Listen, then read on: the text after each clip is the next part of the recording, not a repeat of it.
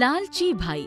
ये कहानी दो भाइयों राजन और करण की है, जो अपने पिता की मृत्यु के बाद उनकी संपत्ति को लेकर आपस में झगड़ने लगते हैं।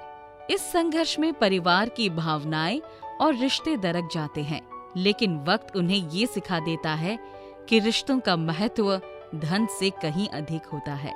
गांव के बाहर एक बड़ा और खूबसूरत घर था, जो अपने आप में पुरानी यादों का खजाना था। इस घर में रहते थे रामचरण और उनकी पत्नी, जो अपने दो बेटों राजन और करण के साथ खुशहाल जीवन जी रहे थे। रामचरण ने पूरी जिंदगी कड़ी मेहनत करके अपनी जमीन जायदाद बनाई थी। रामचरण का सपना था कि उनके बेटे एक साथ मिलकर रहें। उन्होंने घर में प्यार और संस्कारों की नींव रखी थी, पर उनका ये सपना तब बिखरने लगा जब उनका स्वास्थ्य बिगड़ने लगा। रामचरण की मृत्यु के बाद उनका परिवार एक महत्वपूर्ण मोड़ पर आ गया। उनका बड़ा बेटा राजन शांत और समझदार था। छोटा बेटा करण थोड़ा जिद्दी और पैसों का भूखा था। रामचरण ने मरने से पहले कहा था, राजन, करण, ये घर और ये जमीन मेरे लिए सिर्फ संपत्ति नहीं है, ये हमारी विरासत है, इसे कभी मत बांटना। परंतु उनकी मौत के बाद करण की सोच बदल गई। एक दिन करण ने राजन से कहा, भाई, हमें इस जमीन और घर को बेच देना चाहिए। यहाँ रहकर हमें क्या मिलेगा? पैसा चाहिए, पैसा। करण, ये घर हमारे बचपन की यादों से भरा है, इसे बेचने का सवाल ही नहीं उठता।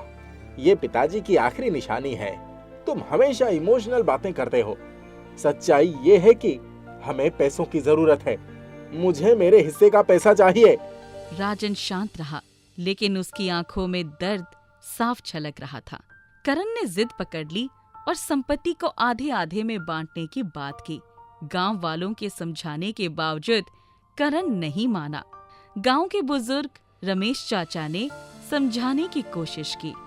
करण बेटा, संपत्ति बांटने से रिश्ते भी टूट जाते हैं, ऐसा मत करो। तुम्हारे पिता ने इस घर को जोड़ कर रखा था। चाचा, ये मेरा अधिकार है, मैं अपना हिस्सा लूंगा। मैं पिताजी की यादों को नहीं बेच सकता, लेकिन अगर करण को पैसों की इतनी जरूरत है तो मैं अपना हिस्सा उसे दे दूंगा। करण ने अपने हिस्से की जमीन और घर का एक हिस्सा बेच दिया। उसने शहर में जाकर एक नया घर खरीदा और खुद को सुखी समझने लगा। करण ने सोचा कि पैसा ही सब कुछ है। उसने अपनी विरासत छोड़ दी और रिश्तों को भुला दिया। राजन ने अपने हिस्से में बची हुई जमीन पर खेती करना शुरू किया। वो मेहनत करता और घर की मरम्मत करता। एक दिन उसकी पत्नी सुनीता ने पूछा, आपने करण को अपना हिस्सा दे दिया, लेकिन क्या उसने आपका दर्द समझा? सुनीता, वो अभी समझ नहीं पाएगा, लेकिन एक दिन उसे एहसास होगा कि रिश्ते पैसों से ज्यादा कीमती होती हैं। शहर में करण ने बड़ी बड़ी उम्मीदों के साथ जीवन शुरू किया, लेकिन उसने जो पैसा कमाया था वो गलत निवेश और लालच में चला गया। एक दिन उसकी पत्नी ने कहा, हमारे पास अब कुछ नहीं बचा, घर भी गिरवी रखना पड़ा। क्या हमने गलत फैसला किया? शायद मुझे उस घर को बेचना ही नहीं चाहिए था। करण की हालत बिगड़ गई।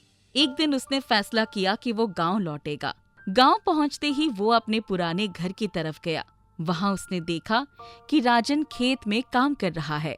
भाई, मैं हार गया। मैंने अपनी जिंदगी की सबसे बड़ी गलती की।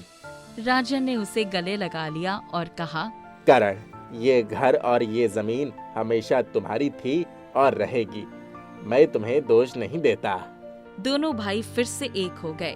करण ने राजन की मेहनत और उसके संघर्ष को देखा और उसे प्रेरणा ली। भाई, तुम सही थे, रिश्ते ही असली दौलत है। मैं अब इस घर को अपनी आखिरी सांस तक संभाल कर रखूंगा। राजन और करण ने मिलकर अपने पिता के सपनों को पूरा किया। उन्होंने अपने परिवार को एक साथ रखा और गांव वालों के लिए एक पाठशाला बनाई।